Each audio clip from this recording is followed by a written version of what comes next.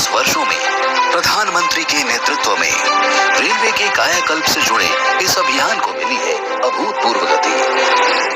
साथियों, बीते 10 वर्षों में हम सभी ने एक नया भारत बनते देखा है और रेलवे में तो परिवर्तन साक्षात हम अपनी आंखों के सामने देख रहे हैं। इस क्रम को आगे बढ़ाते हुए आज माननीय प्रधानमंत्री जी द्वारा मध्य प्रदेश में किया जा रहा है 2000 करोड़ रुपए से अधिक की रेल परियोजनाओं का राष्ट्र को समर्पण। राज्य के नर्मदापुरम जिले में Powarkheda Jujharpur railway single line flyover के बनने से पैसेंजर ट्रेनों एवं मालगाड़ियों का संचालन होगा आसान। साथ ही इटारसी और आसपास के क्षेत्रों में रेल परिचालन होगा सुगम।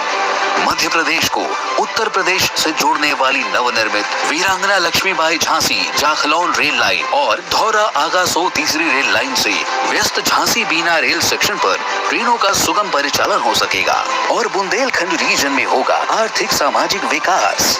राज्य में new Sumawali Jaura Alapur rail line के निर्माण से इस क्षेत्र में बढ़ेगी रेल कनेक्टिविटी।